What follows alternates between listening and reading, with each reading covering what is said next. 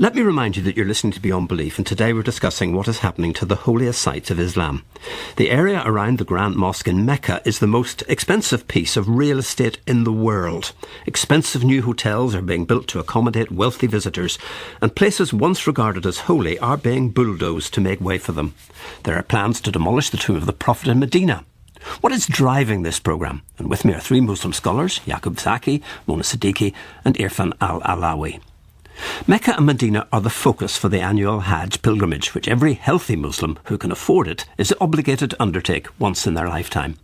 There is a lot of confusion amongst many people that what exactly are you supposed to do at the grave of the Prophet? For many people, it's such an emotional experience that they kind of are not thinking straight about, well, what does my Islam teach, or how should I be? I remember when I did the Umrah myself, and afterwards we went to Medina, and there were some people who were crying and almost wailing, and they were being told to just stay back and not approach the actual screen itself. And also some people were being shouted at for becoming too emotional. So I think there is a general sense in mainstream Islam that when you approach a grave, you are silent, that you say prayers, but that you say them in silence, and that you venerate or revere the place you're at without becoming too emotional. But I think a lot of people are really overcome by the whole occasion. Yaqub. Well, of course, Mona is right in distinguishing between prayers for the dead and seeking their intercession, which is what many people do. However, we have to remember that the Quran does not specifically forbid intercession. It says in the second chapter of the Quran, "Who shall intercede with him, save by his permission," which implies that it is permitted but not necessarily accepted. Mona? There are various traditions that, some which say that the Prophet will intercede on behalf of his community, or that there will be intercession by the permission of God. But most people, I think, do generally feel that when they are praying at the site of either a saint or, in this case, a prophet's tomb, that somehow the very presence of this tomb or this grave is almost like a link between them and God. And so many people actually start to, rather than pray for somebody else, end up praying to the place. And I think that's really where the problem lies. But in many cultures, in many parts of the non-Arab world, people don't see that distinction. Irfan, isn't there a point in the Hadith, for instance, where it says you can pray at the Prophet's grave? Absolutely, there are traditions. And for us to come and pray at the Prophet's tomb is not directly doing prostration to the Prophet. It's an intermediary because he's the man of God. And you see, it's an evil ideology, and I think it's a sickness of the heart that the Saudis have developed, that every Muslim who goes and prays in the city of Medina, or goes and prays at any of the holy cemeteries in Mecca or Medina where the Prophet's family or his companions are resting, they are forbidden to enter these cemeteries on some times, on some occasions, because simply that they believe that we are prostrating to these graves. But it has been the practice of the Prophet. It has been the practice of his successors who have encouraged to go and pray at the Uhud, where his uncle has been martyred. So it's not that we are prostrating to these people, but we are doing the same practice that the Prophet Muhammad himself had followed. Can we turn to some of the practicalities of the Hajj? And it was raised with the interview with Afrinish, when she said that there was a sense she had that there were two experiences, one for the rich and one for the poor, Yaqub. Yes, there is one law for the rich and another for the poor.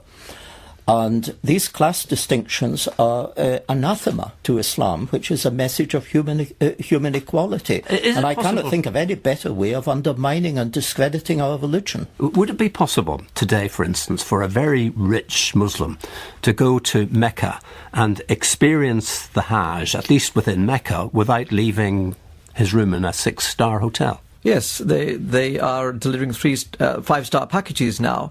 You can fly over, in Mecca and Medina for 3 days, fly in with a chopper. You stay in the clock tower. You don't have to leave to your clock tower. You'll go into the underground subway, which is an underground train, which leads you to Mina and Muzdalifah. You don't intermingle with normal people. You perform your day ritual there, or half a day ritual in the desert, in Mecca, in Medina, in Mina, and then come back. So the idea of the spirituality of you experiencing Hajj with other average or poor people, you've lost that essence. But I suppose, Mona, the argument might be that if a rich person isn't allowed to enjoy Hajj in 5-star conditions, they won't go at all. So it's better they should go in comfort than miss out on the whole experience. There is a perverse logic to this, that do you create an environment where some people who might never have considered doing the Hajj can come and do it now simply because you've created the right kind of luxurious ambience for them. And, you could argue, well, who knows what anybody's intention is.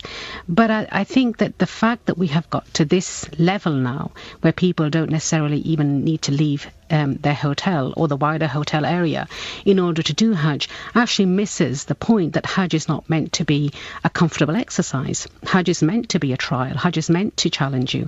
And Hajj is meant to challenge you with all the trials of being with ordinary people.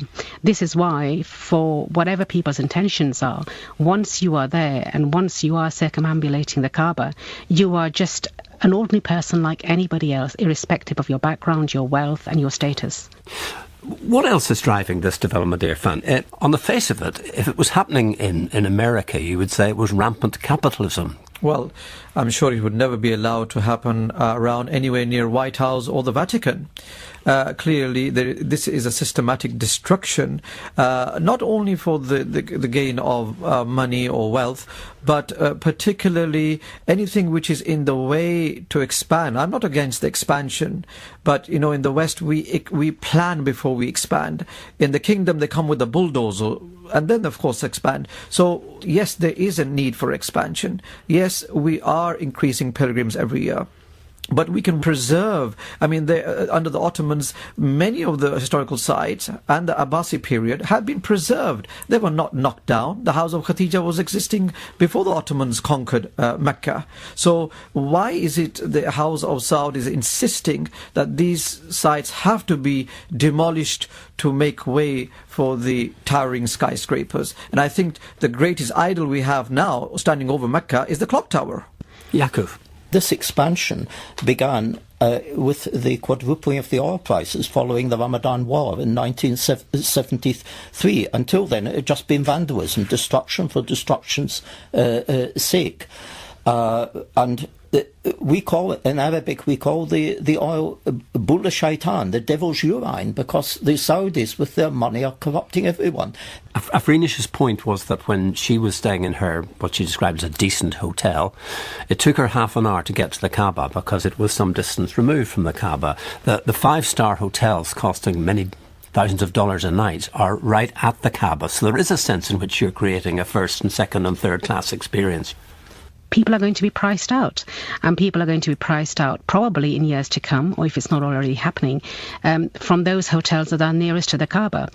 And that actually impacts on people's experience of the Hajj in real ways, which I think is going against the very spirit of the pilgrimage. It's almost as if money is going to try and buy faith and allegiance, but money can't buy faith and allegiance. I'd like to ask each one of you a final question as we draw this programme to a close. What one thing that's absolutely essential to Islam would be lost if these sites are destroyed, Yaakov? I think I've already answered that, in that future generations will question the validity of the Quranic revelation if the spiritual geography of the Quran be distorted. Irfan? Well, I think if this is all wiped away in the holy two cities, Mecca and Medina, then it becomes a legend. There's no proof left of the Prophet's heritage and where he used to live and where the revelations appeared.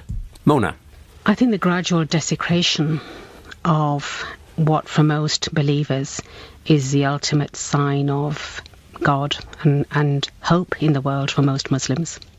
Well, there we must leave it. My thanks to Mona Siddiqui, Irfan Al-Alawi and Yaakov Zaki.